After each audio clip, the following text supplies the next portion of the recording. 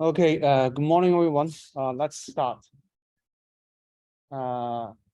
First, let me announce that the midterm test will be held as scheduled next week here, this time. The coverage will be up to the materials taught by today.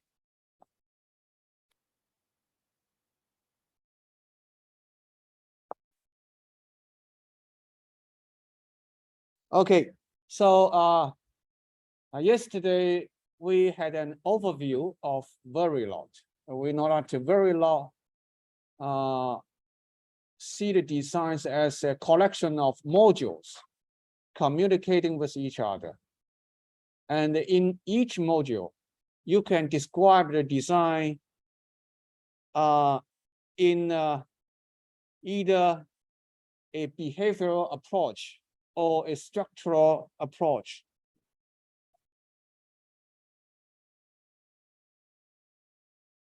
And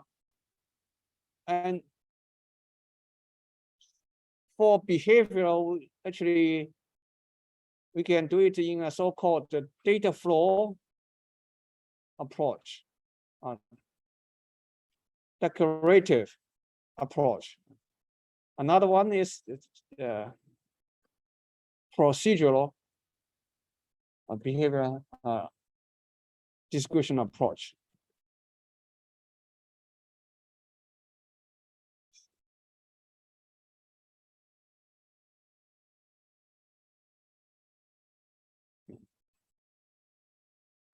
So I showed you the ADA examples made in the three different description approaches. Okay. The Verilog initial function is to verify the logics.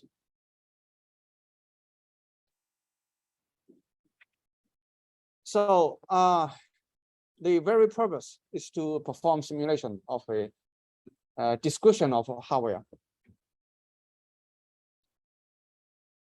So to verify the function and timing of a circuit with certain input stimulus, we can construct a so-called test bench. This is so-called top level block, top level module.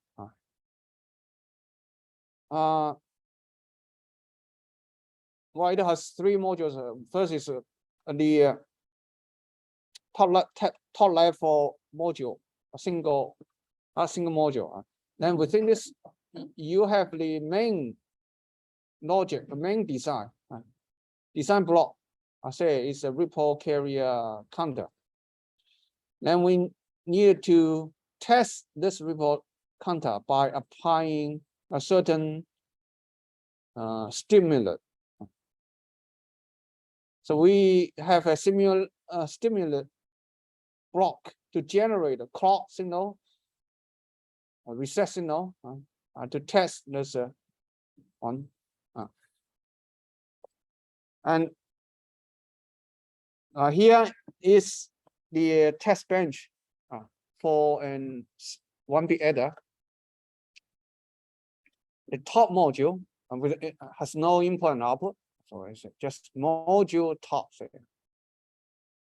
It contains two modules.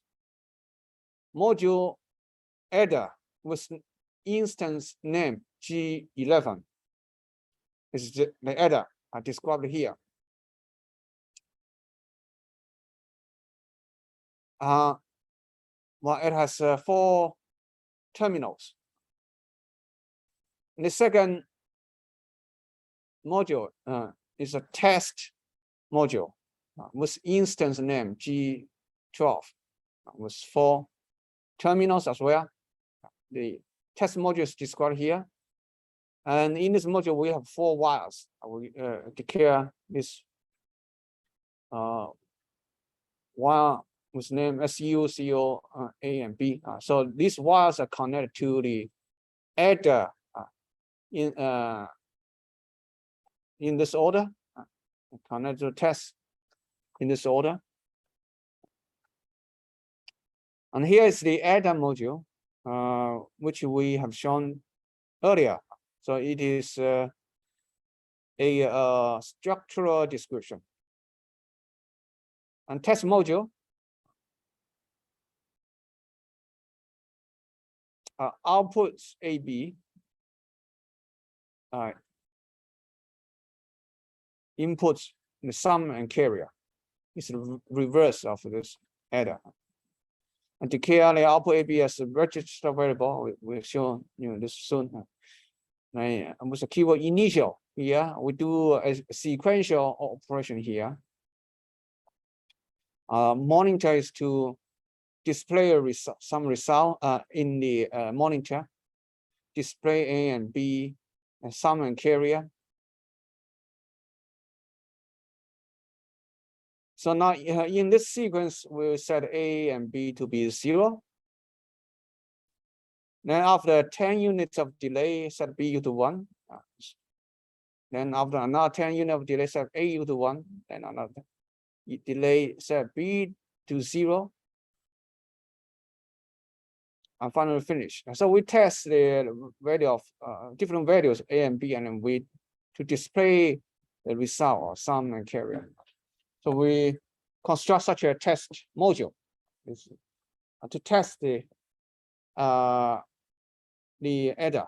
So this test module is not a design, but it's also a module here. It's a so we call it a test bench. It's like a bench in your laboratory test design. So the top module should contain a test module in order to verify the function and timing of the design. So the test module is not to be converted into circuit. It's just for simulation.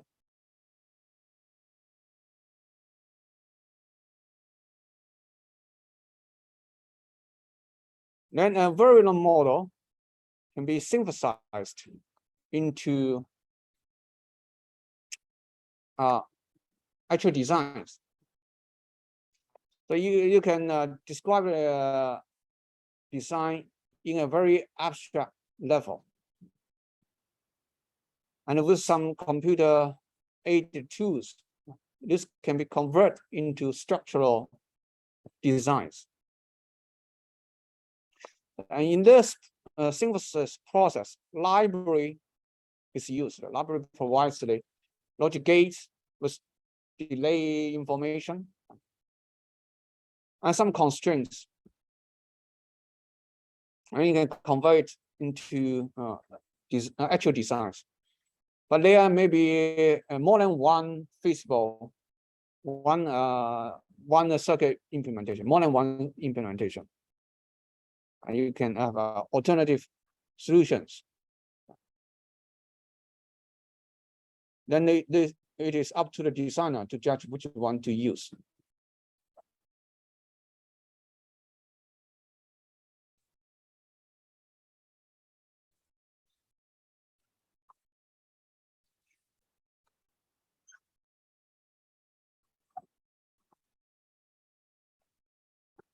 So the synthesis even applied to a structural description. Say here I have a logic module called logic with 4 terminals, F, A, B, C. F is the output, A, B, C's are the input terminals. Let's declare here. Say I just explicitly describe the circuit structure. Say I have let's see. Have an AND gate, have several AND gates, and this AND is a keyword, then instant G1, instant G2, G3, and 2 OR gates, G4, G5. This is for certain logic. Even with this structural description, after the synthesis, it may generate another and a different implementation. So for a synthesis tool, even a structural description is taken as a functional model. The synthesis tool doesn't view the structural description as a structure. It views it as a function. It extracts the function of the structure, then do another conversion into say this is different from here. You see, it doesn't have an gate, but the function of this is the same as this. So even you describe the circle in a structural way, the synthesis tool just extract the function of that, then convert it into another structure, which may or may not be the same as the original structural description. So, so that's the feature of synthesis tool. So, of course, the synthesis will be more useful in behavioral design. In behavioral domain design, it describes the behavior of a design of a module. For module, it describes the behavior, then the tools can automatically convert it into a structure.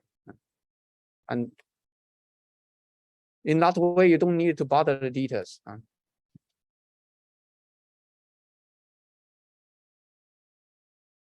Okay, so this is an overview of Verilog. Any questions? So again, I say that Verilog view the design as a collection of modules. And modules are communicating with each other. So that's the big picture. Next, we are going to details, how to describe exactly a design and the grammars of Verilog. We start with Verilog variables.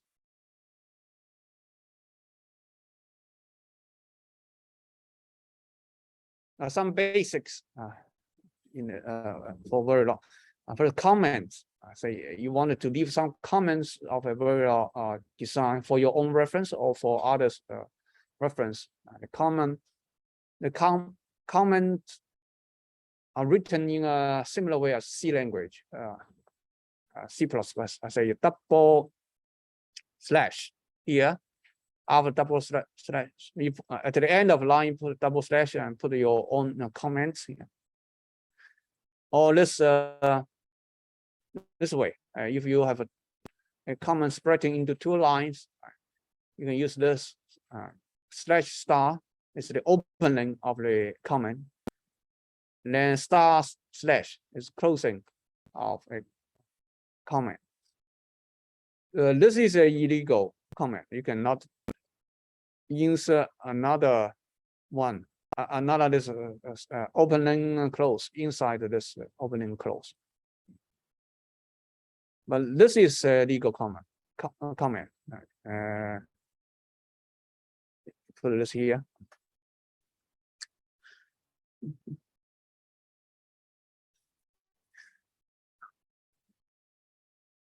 Now, operators. There are operators can be say categorized into say here a number of types. First is a unary operator, which means there is only one operand in the operation. Say this A is assigned with this value, negative of B. B is the input value. So this negative sign, take the inversion, is a unary operator. It has only one operand, B. The second type is a binary operator. Say A is assigned with this value, with assigned B, bitwise and C. the B and C, AND operation. So there are two operands in this operation. So this operand, this AND, P was AND, is a binary operator, meaning that it has two operands. And this is the last example is a ternary operator, meaning that it has this operator has three operands. Say A is assigned with this, B question mark, C column D and a semicolon. It's the end. Question mark means to check the value of B. If B has a logic value of true, B is true, and it take C to assign to A. If B is false, and you take the variable after the semicolon, the D here, and assigned to the A. So this has a this question mark operand operator has three operands.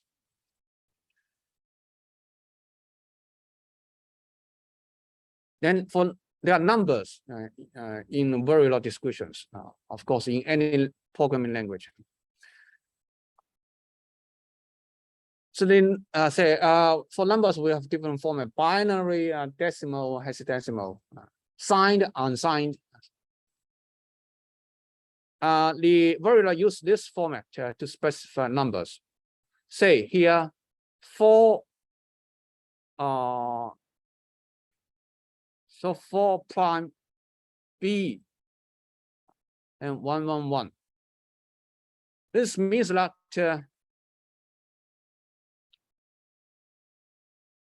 this is a 4-bit number, 4 binary. It's a binary number with 4 bits. And the value is 1111. Otherwise, you can regard 1111 as a decimal. So here is specify this number as 4 bits. This 12 prime H denotes this. The following number is a hexadecimal number with 12 digits, hexadecimal digits.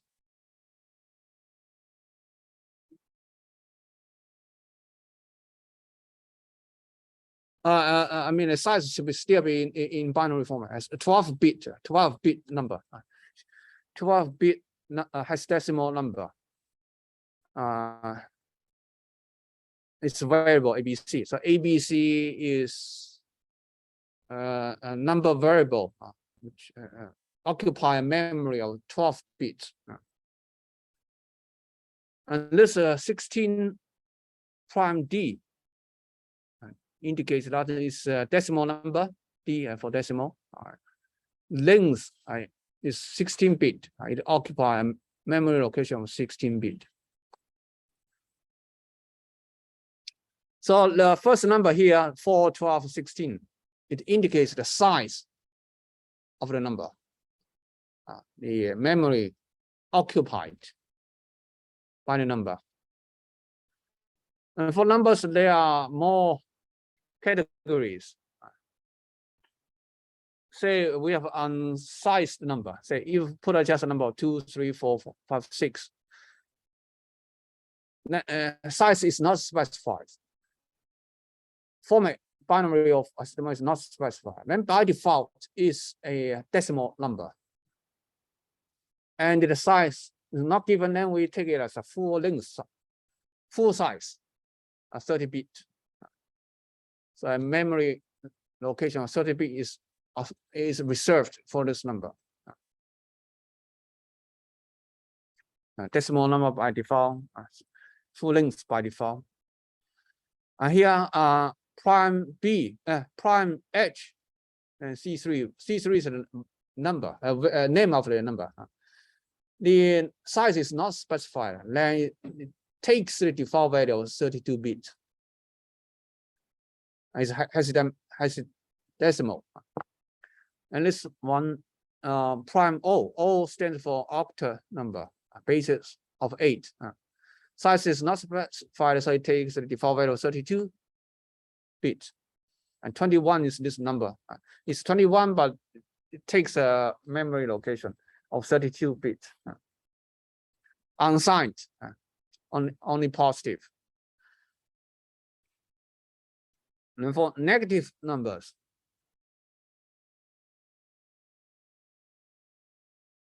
so you can special negative number in this way: negative 6 prime D3.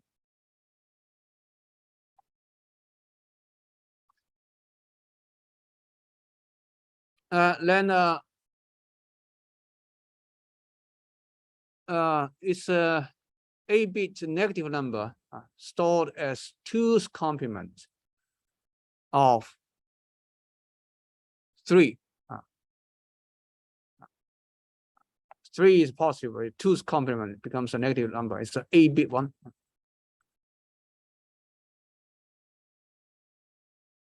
Or there's minus 6 prime. Let me see. This is 8 D3.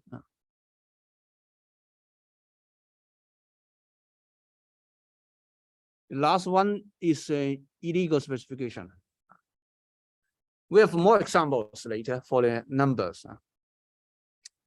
And also strings used in Verilog. Like this quotation mark, hello Verilog world, end quotation. So this quotation mark is used to indicate strings. And this quotation mark A/B indicates that A/B is a string. Some identifying keywords, say rec indicates this is a declaration of register variables. Value is a variable, is of register type. Input, clock input is a keyword. Clock is the input of a module.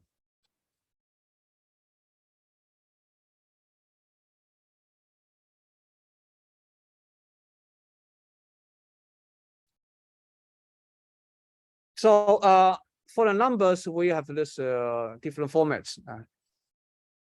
As we discussed earlier, we should have also unknown state for logic and the high impedance state for logic.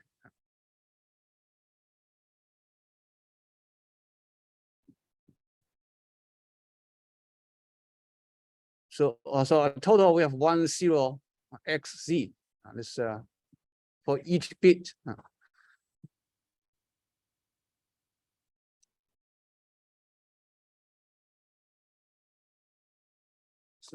Remember that X is not an actual value. It's just to indicate that no, the value is unknown. No real gate that drives an X into a Y. It is mainly used as a debugging aid. Means the simulator cannot determine the correct value. So this X and C, the choose table should be modified. Say if we have an gate logic, 2 inputs, A and B. A can be take 0, 1 in addition to this unknown and Z high impedance. B same way. So we get a output here. So the first 4 elements in this output matrix are just the traditional and gate choose table. Then we extended this. Say if B is 0, then gate output must be 1, regardless of A being X or Z. Same for A being 0, and then output must be 1, independent of B's value, even it is unknown or in high impedance state.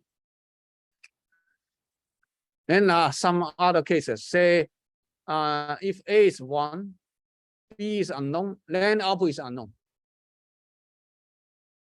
Or A is 1, B is in high impedance state. High impedance state is a floating state. Its logic value is not certain. So the output is also unknown.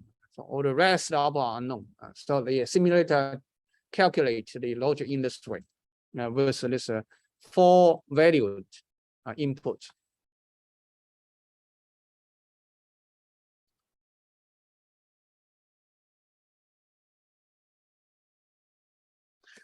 Okay, now so we have learned this number representation and including this Z and X. Now about the types of variables. Say in a program, in a programming language, you need variables like for loop. You need I, J, things like that. You need variables.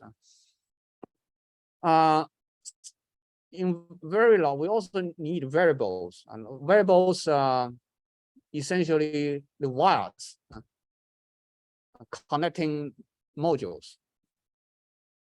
And there are 2 types of variables in Verilog. One is wires, just like hardware wires. The other is registers. Registers is output of the output wire of a register. You can treat it. So your flip-flop output wire is of the register type.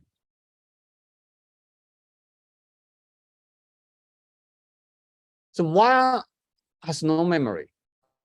Register, it can retain its value. It's just like the output of register. It can retain its value unless a new data fits in. If there's no change, then it retains its original value.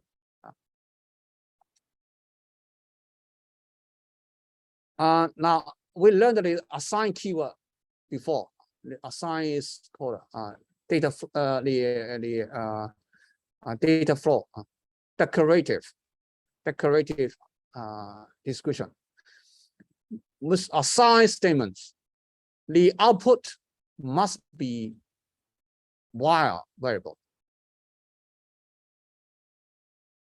And in the procedural description, starting with the always keyword, the outputs in the blocks must be register variable.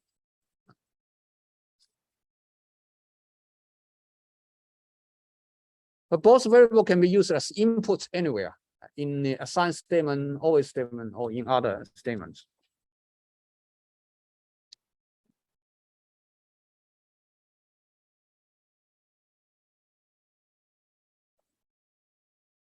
In the procedural assignment discussion, in the always block, the output must be the register type. That's the key. Say these 2 variables can be, so we can use a register wires as input right hand side of a statement in any statement. So in an assign statement, we have this assign keyword, bus is assigned with the addition of 2 variables and the sum of 2 variables. So this latch output, this variable can be either a wire or a register variable. But the output here, bus, in the assign statement must be a wire variable. So this variable is just like a wire in the hardware. You treat a wire as a variable. So at a different time, this wire take different values.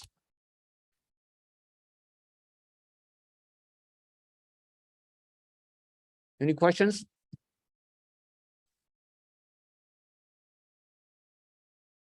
In the always block, say always something. The input can be either a register or a wire variable. Okay.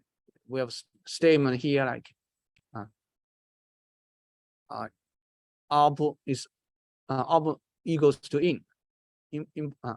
This in can be a wire, but the output within an always statement must be a register. So within the procedural description, all the output must be a memory variable.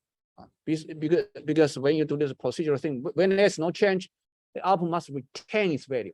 It's procedural. If there's no change, if this always is not active, all the output variables in this statement, within this block, must retain its value. This implies that output variables in the always statement must have memory. It's waiting for change. Before the change, it must keep its initial value.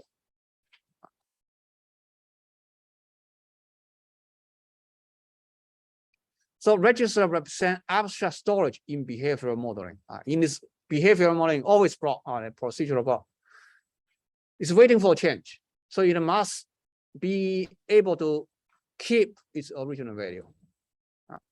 So it must be, so in Verilog, it must be in register form. Register is kind of memory. It's abstract memory, abstract storage.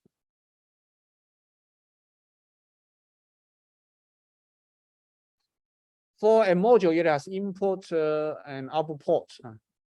The output of a module can be either register or wires.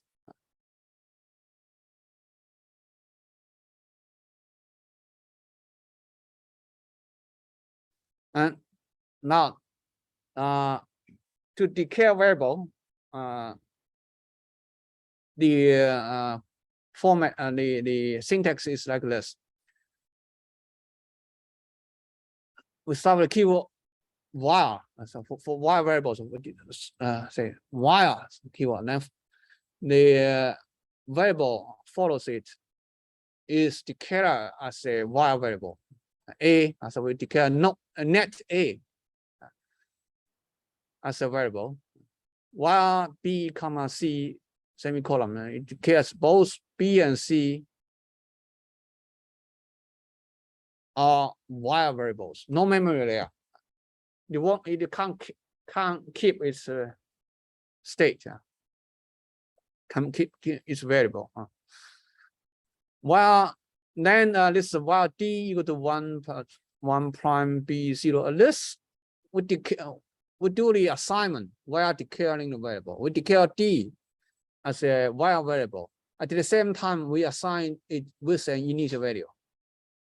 It is a, because it's a while, so it's a 1 bit, must be 1 bit. The one size is 1 bit, it's binary, and it has the initial value of 0. And it can be 0, can be 1, can be X, can be Z, 4 values logic for 1 while. Registers declaration method. Start with the keyword register. Say register reset. Reset is a register variable.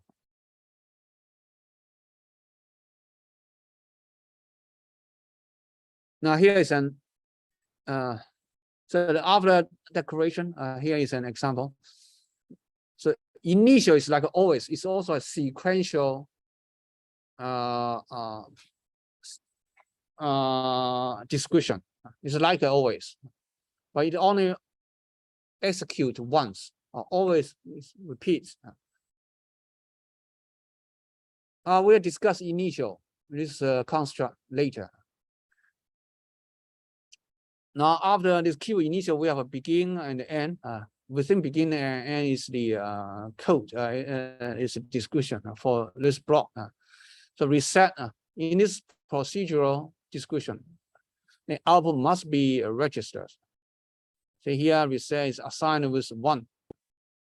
Initially, so this to assign its initial value. Then after 100 unit of delay, reset is assigned to a value of 0.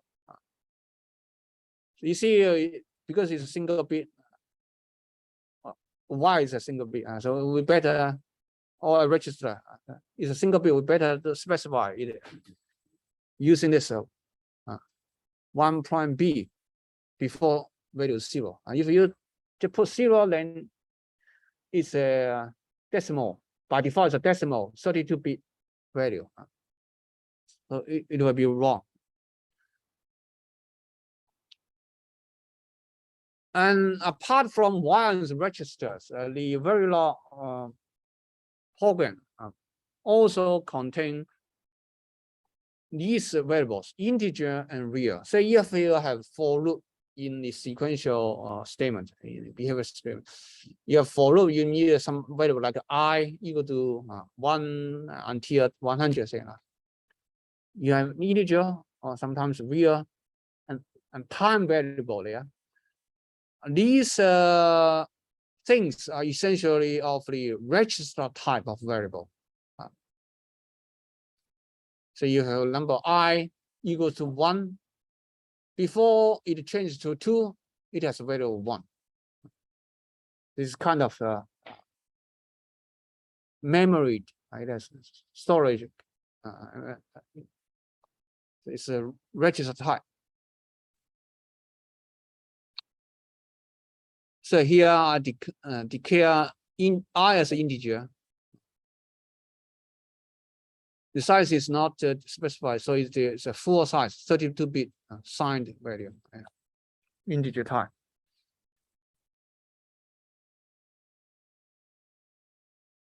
And here, register, declare register is signed. The M is declared as a signed vector for this. We'll talk about it soon.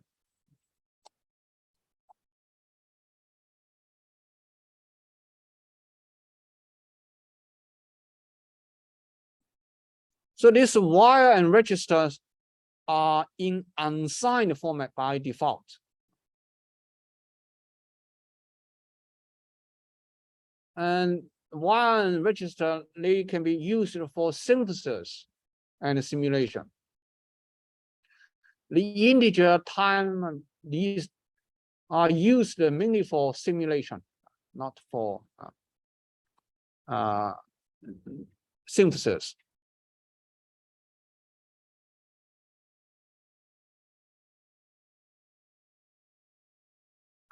Now for module, it has ports. Now we take a look at the data types of the ports.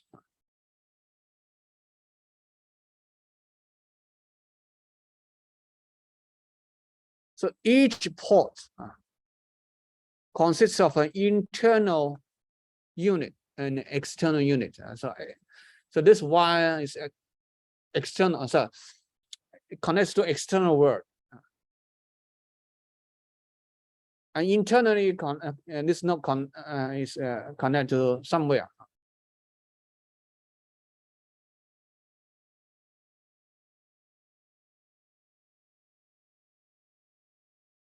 Well, the nodes, the ports can be either register type or wire type. If the identifier, wire or register, is not given there, then it takes the default value. The default value of the type of port is wire, is a net. So the identifier of a port does not need to be declared explicitly. And connecting to an instance of a module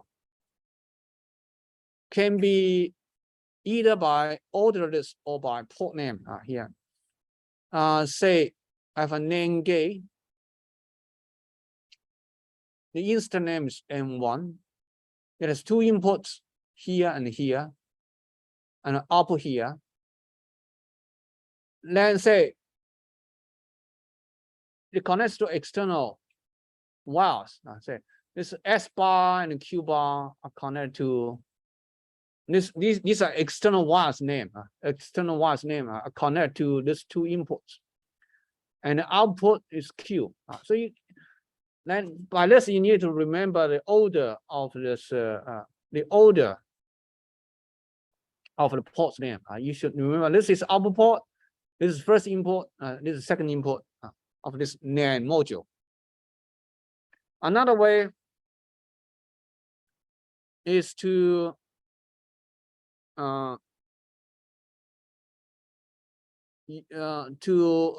indicate the connection by port name. For example, NAND gate, it has 3 ports: port C, port A, and port B. C is an output port. Okay. Now, so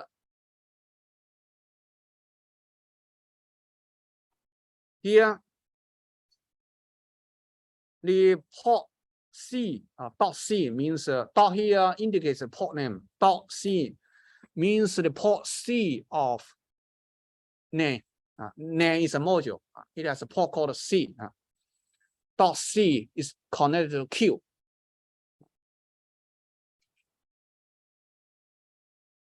And dot A means port A of NAND gate of this instance is connected to S bar, this wire, this variable, external variable. Dot B is connected to Q bar.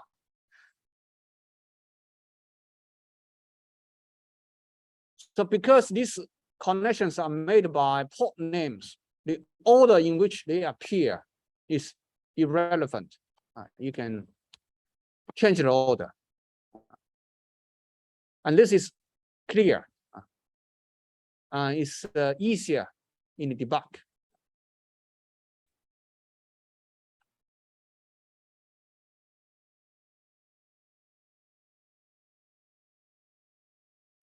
Okay, I think let's take a 5 minutes break for now.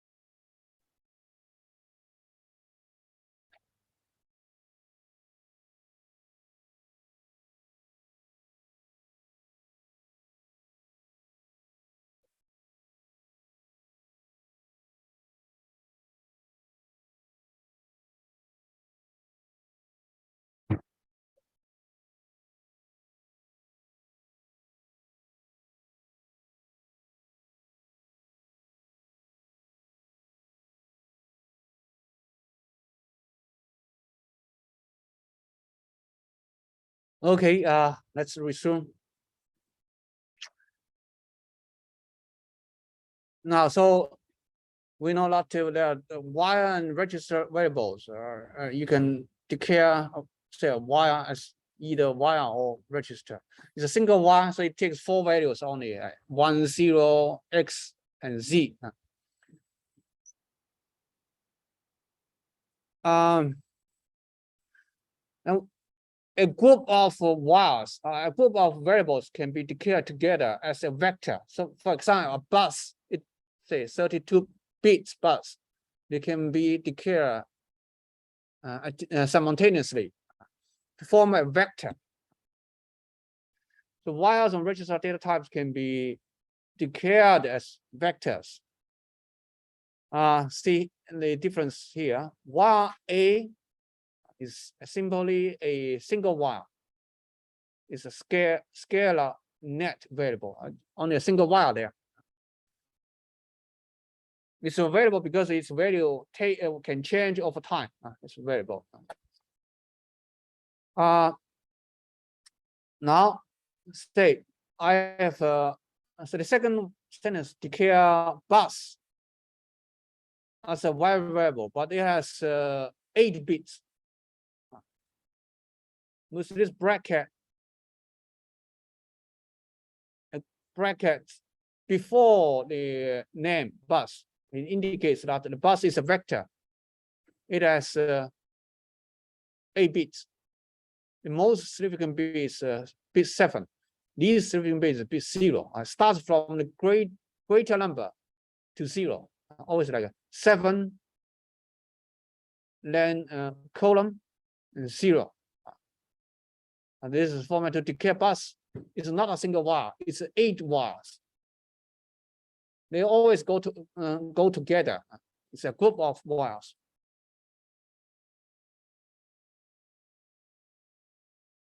Here, the third line here, while it declares bus A, bus B, and bus C are all vectors of 32 bit wide. So bracket 31 column 0 closing bracket. This indicates the size. It always starts from the greater number to 0. Then register clock. So clock is a register. Single variable. It can be also declared as a register can also be declared as a vector. Say here virtual address. This is a name and a name. Virtual address is declared as a vector, which has 41 bits. While the IEEE standard for Verilog allows this format, allows the declaration, say, start from 0 to the a large number. It is allowed for register, but I don't recommend this way. I think it's always better to keep this format, starts from greater number to 0.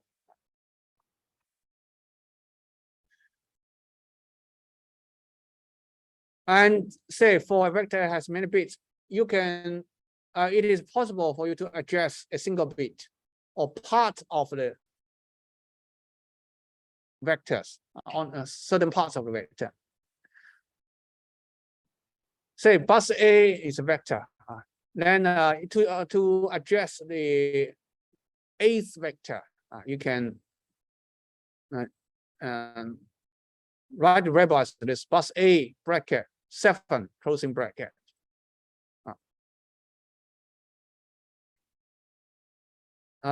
So this is the kind of starting from 0. So this is the 8th element. And here, so this is a single bit, addressing single bit. The bus bracket, no space here, no space in between. Bus 2 to 0 inside a pair of brackets. It addresses bit 210. The 3 bits, 3 bits of this bus vector. So it adjusts these significant bits of vector bus.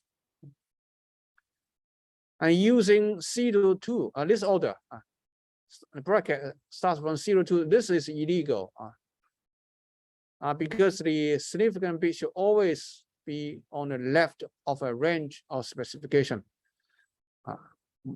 same as you do in the declaration. Say bus, here is a bus, name is bus here. It has 8 bits declared in this way. This virtual address here declared in this way from 0 to 40. Then say if you wanted to address the most significant bit, 2 most significant bit, you can do it in this way: virtual followed by bracket, no space, 0 to 1. This is allowed, but I don't recommend this. It's always better to write the greater number first to 0.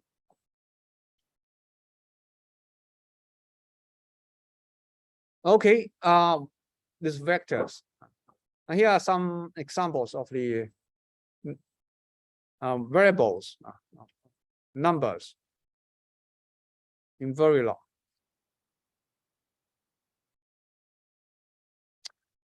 So here, this number 2'B01. 01 is a 2-bit binary number. And it is assigned to a register named A, a vector register. The A has 2 bits. It declares register with 2 bits here, bracket 1 to 0.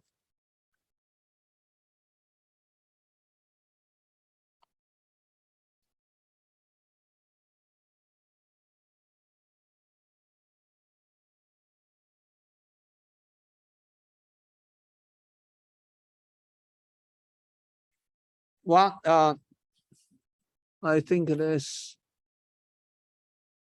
let's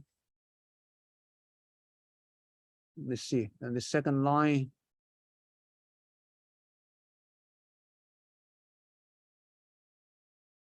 The value is 0011111.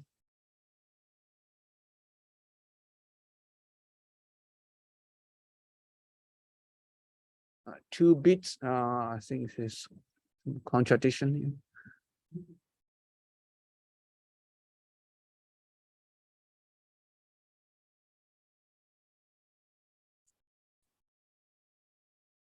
I check this later. For negative value, say here,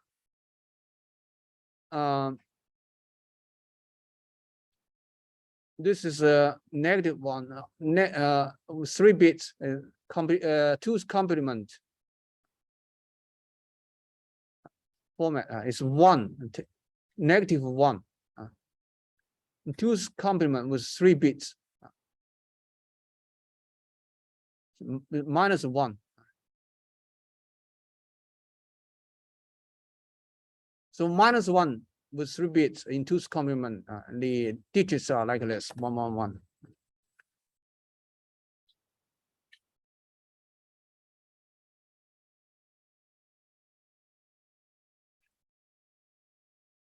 And then here, say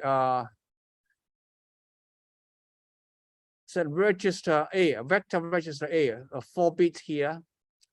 It is assigned with 1. So it's a 4-bit decimal number, 1. And so in binary is 001. And here is a negative 1, negative 1, 4-bit in length. It's decimal. So it 2's complement, minus 1 is 1111. And here A is 5 bits, 6 bits, 6 bits This 6-bit value is assigned to A. This value is 12.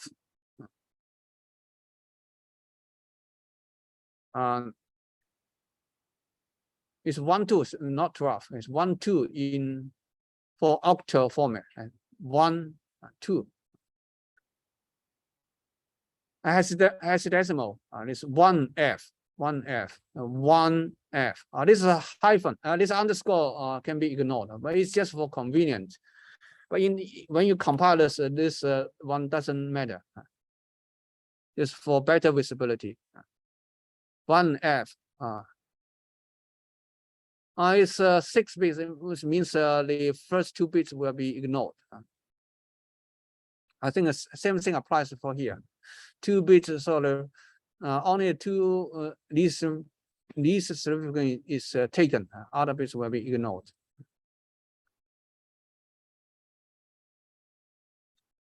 And then if you don't specify the size, the format, then it's taken as a default, the decimal number. A is decimal -1, but because A is declared as 4 bits, so the value on the bits stored in A is 1111. It's a 2's complement of -1.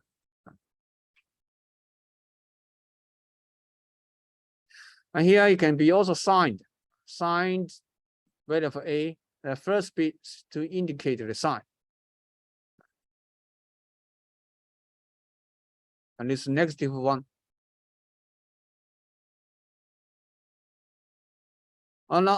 For integer, basically for programming purpose, in simulation, for simulation purpose, integer A, then A is 32-bit integer. Negative A is 32-bit integer in 2's complement of this -1. And the value can also be declared for with state X or Z. Say if say here I declare A as a 5-bit variable, and immediately assigned with the initial value is 5-bit, but all bits are unknown as X, X, X, X. Don't care or unknown. Or Z, high impedance state. So you see, Verilog supports this X and Z states for a logic state, a logic value. Or part of the bits can be unknown. Say A is declared as a vector register, 5 bits. Is assigned with this one. The 2 least significant bits are 0, 1. Other bits are unknown or don't care.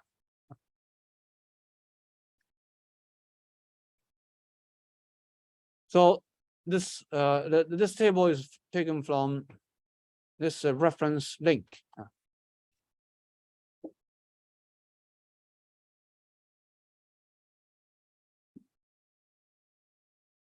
So any questions? No. Now from vector we can extend it to arrays.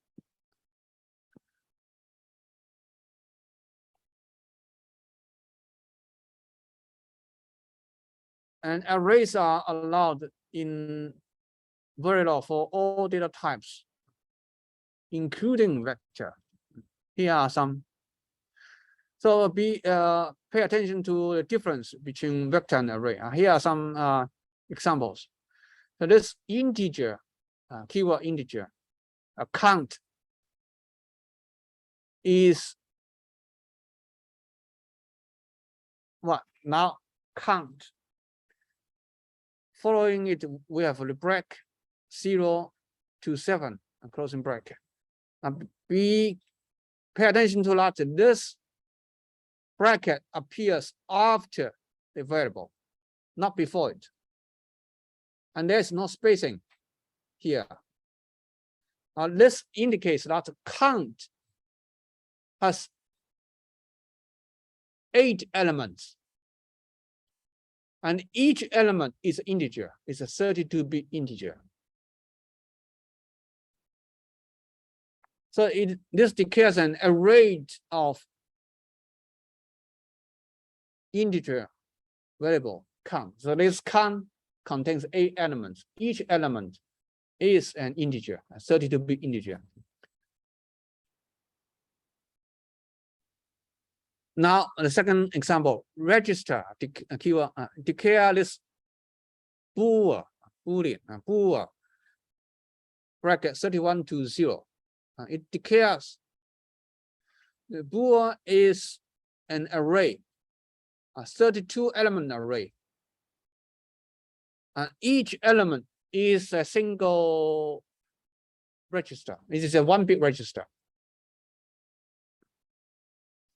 And in declaring array, the order doesn't matter. I mean, from 0 to 7 or 31 to 0, this both are okay.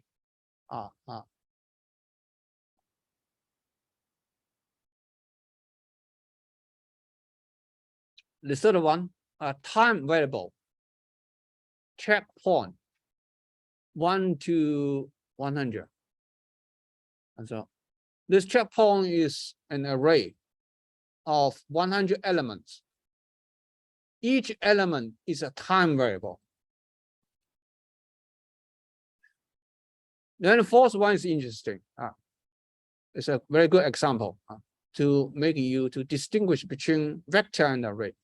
So register, then bracket 4 to 0, closing bracket, and port ID 0 to 7 brackets.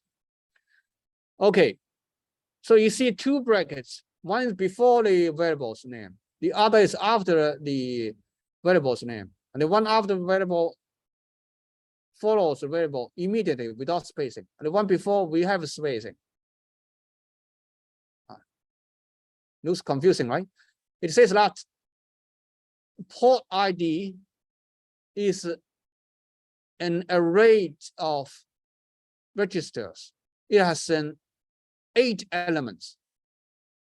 And each element is a vector with size 5. And each element is a 5-bit register.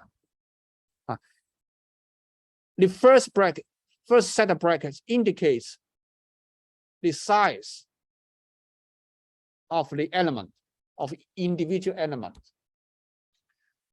While for the first 3 lines, you don't see that first bracket because its size are implied. So integer has 32 bits. Register without bracket means 1 bit, single bit. Time is a real number.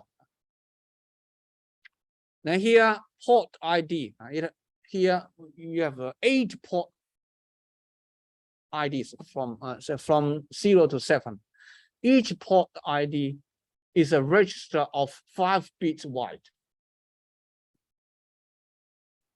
Okay, this sentence is important. Let me say again, the first bracket indicates the size of each element. And the second is the array dimension. A second bracket indicates array dimension. The array can be 1 dimension, can be 2 dimension, can be 3 dimension. Now here, integer, matrix 4 to 0, 0 to 255. It declares that matrix is an array, 2-dimensional array. It has say 5 rows, 256 columns, 2-dimensional array, and each element is an integer variable. Integer is 32-bit number. Next one, register this bracket. So this bracket indicates that each element of the following variable, following matrix, is a 64-bit number, 64-bit register. Now we have an array. This is a 4-dimensional array. 15 to 0, 7 to 0, 7 to 0, 255 to 0. 4-dimensional array. And the order, well, it starts from greater number to 0. And this doesn't matter. You can start from 0 to 15. In the array, the order doesn't matter. But in the bit width, it matters.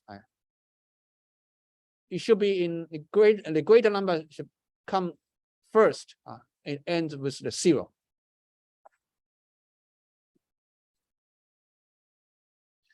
Then this is a while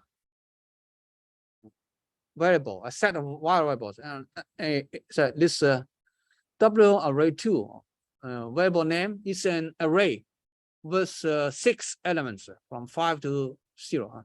Each element is a 8-bit vector. It's an 8-bit word. While this immediately comes with a variable name, that means each element has only 1 bit information, 1 bit in size. Then this while array is a 2-dimensional array. First dimension is 8, second 8 elements, second dimension 6 elements.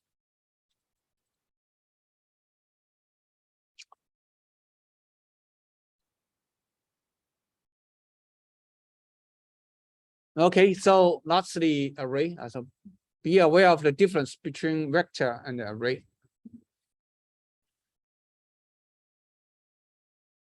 And for memory, so in teacher simulation, one often needs to model register files, RAMs or ROMs. And memories are modeled in Verilog simply as a 1-dimensional array of registers. Memory, of course, must be register type. It's memory. And we model them as 1-dimensional array. Say here, I have a, let's see, memory 1 bit, a memory block called a mem 1 bit. It has 1024 elements. So each element is a 1 bit memory location, and it only contains 1 bit. And the second one, register decay, and decay this variables, register length 7 to 0. This means each element is an 8-bit number, 8-bit register. What, as I said, memory is a 1-dimensional. We declare it in Verilog as 1-dimensional array. So this mem bytes is a 1-dimensional array from 0 to 1. This is 1K memory. Each K is 1 byte in size. 8-bit and 1 byte in size.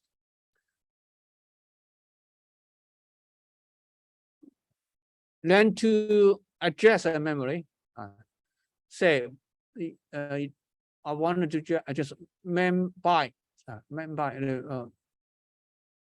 511, this location, 511, this location, I just put this bracket, yeah. Then it points to that memory location. I can address that.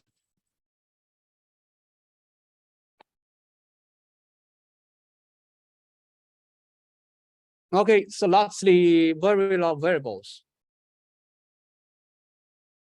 Vectors, arrays, memories. Are there any questions? If no, let's move on to structural descriptions in Verilog. So we'll do structural description, behavior description, and then by an example. One structural description is to specify the connection of gates or flip-flops by the designer.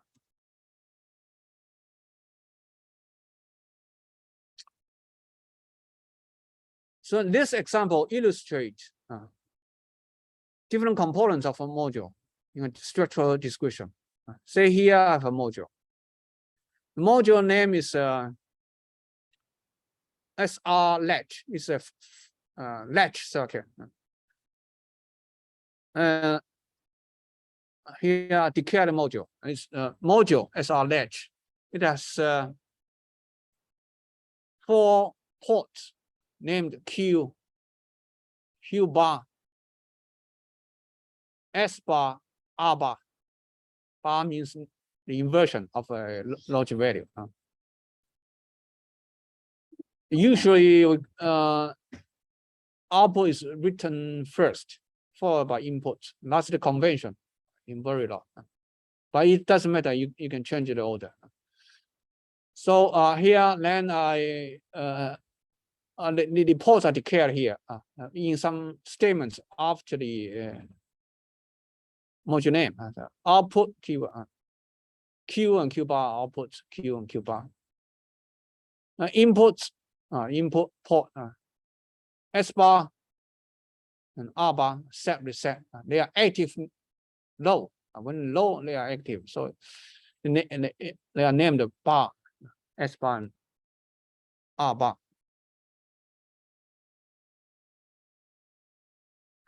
Okay, that's the port declaration. And we need to we specify the internal structure of this module, of this RS latch module.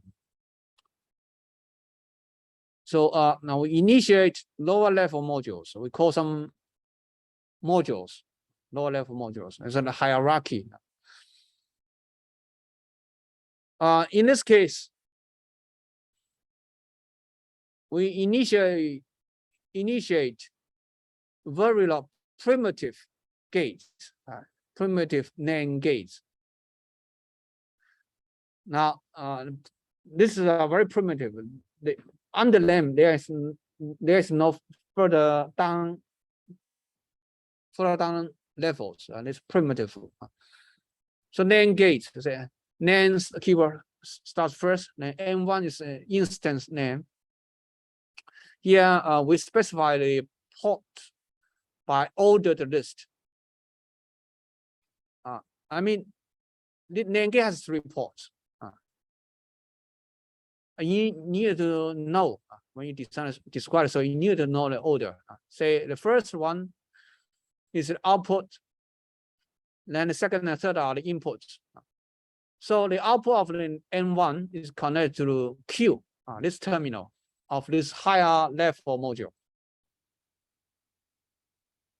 N2 and the inputs are S bar as well as Q bar. Q bar is another output port of the SR latch.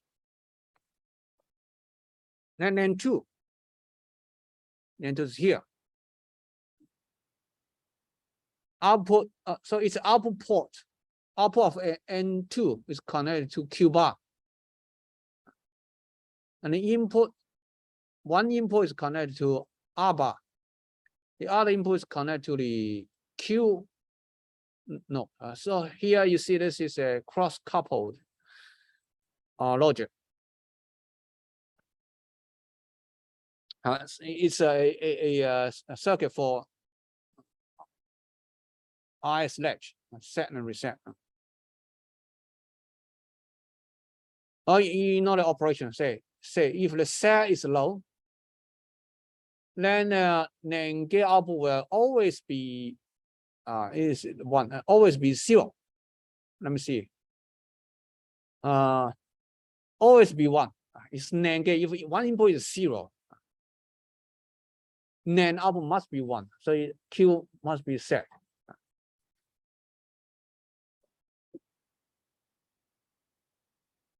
And if S bar is high, then it depends on the original state. It depends on the other input.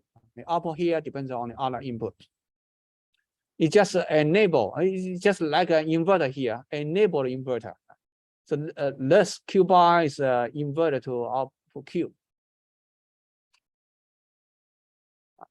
So if this S bar is high, just pass Q bar and invert it to Q. Basically, is Q is original state. The same thing happens for the lower pass. Okay, so that's the elements inside this module. It's a structural description. and then a module. And so lastly, this is part of structural description. And here we use primitive gates. In Verilog, we have and Verilog provides 14 primitive gates for constructing a circuit. They are AND gate, OR gate, exclusive OR, NAND, NOR, exclusive NOR. 1, 2, 3, 4, 5, 6. 6 basic gates.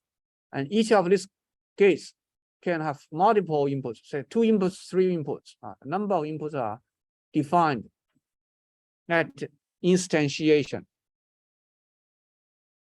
Another 8 primitive gates are here. Buffer, NOT gate. Well, buffer is just to pass input to output. NOT gate is to invert input to output. They are similar, but inverting of each other. Buffer, inverter, NOT gate. And this conditional buffer, buff if 0. There is a control. Buffer. There is a control signal. If control is low, input is buffered to the output. Then buffer if 1. Also conditional. It passes input to output when the control signal is 1. And inverter, conditional inverter, NOT gate if 0. If control is 0, input is inverted to output. Inverter is like a buffer. It drives something, but just to invert the logic input, logic of input. And another 2 is pull down, pull up. With this pull down, pull up, you can force a floating node to a higher low when it is not driven. So these are 4 primitive gates available in Verilog. They are basic, most basic elements in the structural description.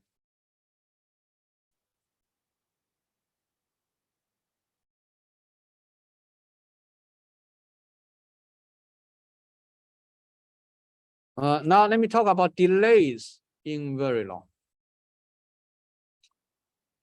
In Verilog simulation, the time is in abstract units or takes just 1, 2, 3. This abstract units, the integer one, units or takes. One takes like a ticks of a clock.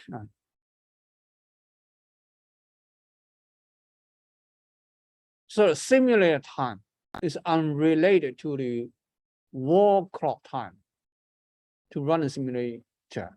It's unrelated to the actual time. It's just abstract time, unit, some units. That's the basic element, basic time units. I mean, all the other time quantity must be integer units, must be of integer units of this abstract time unit. And simulated time is supposed to model the time in model machine. You have modules, it takes delays, and well, long past some delays. So these delays are all calculated in units, tickets. So this simulated time is increased when the computer is finished modeling all changes that was supposed to happen at the current simulated time. It then increases time until another signal is scheduled to change its value. And user must specify delay values explicitly to Verilog. Say if use a hash sign and amount of delay in integer number.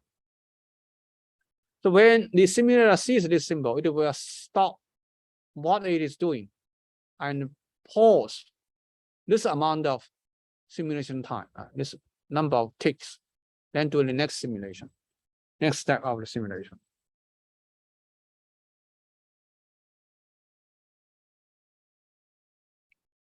I have some delay example in defining the gate delay. Here is a delay. Here, say we have statement like this: n hash and bracket delay unit, delay time 1, 2, 3, 4. Then A is the logic gate, and gate as output. It has 3 terminals: output, 2 inputs. And if you specify it in this way, then this delay means the delay time for all transitions.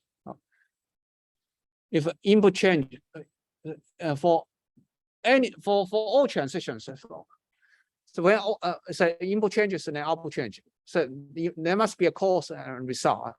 Any what cause and effect. So cause are from the input. Input changes, then it may or may not cause a change at the output. If an output changes, then there is a delay from input to output. And if you only specify one number here, that means this delay is for all transitions, for all output transitions, for any type of transition. So you have both inputs, so for any input to the output and the propagation delay. And you can also specify it in this way.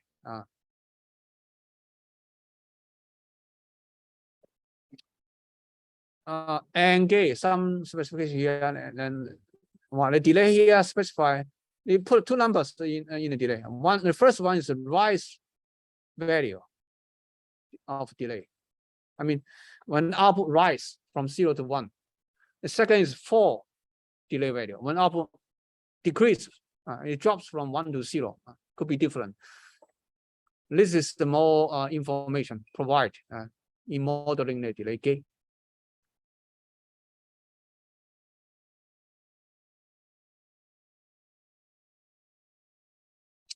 And you can even specify 3. A rise, fall, or turn off value.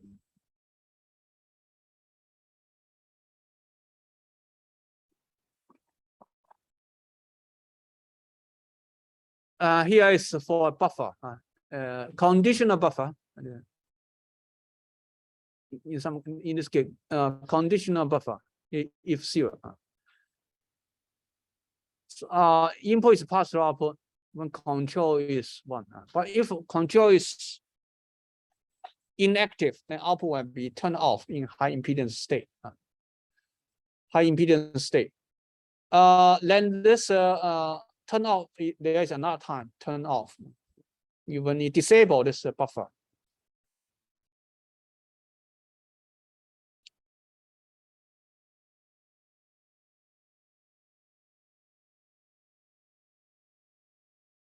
Another example, some specific example. Say, so AND gate here A1 has a 5-unit delay for all the output transitions. And this is another AND gate A2. It has a different delay for output rising and output falling. Output rising and delay is 4 units. Output falling is 6 units. For this tri-state buffer, I should say again, these are tri-state buffers.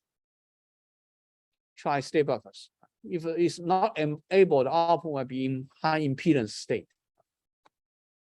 This is the inverter buffer.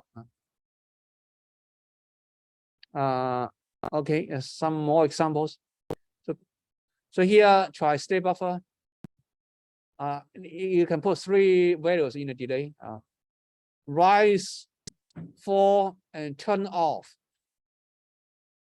And in Verilog, you can, for each delay, one can have option to define 3 variables: minimum, typical, or maximum. I mean, for any of this delay, you can specify the minimum, typical, maximum delay, because there are process variations in the actual circuit. You cannot precisely predict the delay. So in order to account for variation, you can define a typical one, a maximum, a minimum one.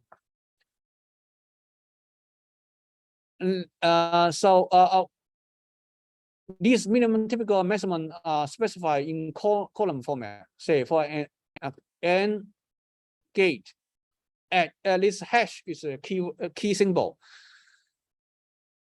For delay, 4, 5, 6, this is a delay for all transitions, but it has 3 values, 3 cases: a minimum, typical, and maximum delay column. Or you specify the minimum, typical, and for minimum, typical, and maximum for both rise delay and fall delay. And here for tri-state one, you can, or not tri-state one. Well, also in some tri-state, and I don't think again you specify a turn off. For tri-state one, you can also specify turn off, minimum, typical, and maximum value. Okay, so that's I think that's all for today. Any questions? Let me remind those of you who came a little bit late. The midterm test will be held next Thursday here this time. And the coverage is up to this slide. What will happen? Up to the material taught by today. Okay. No questions. Thank you for, yeah.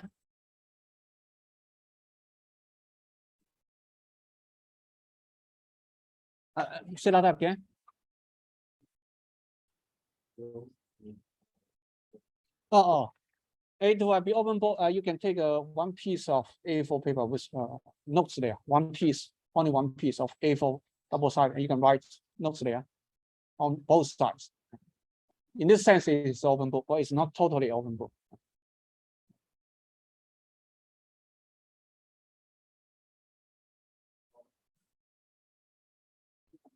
Written, of course, it's written, not computer based.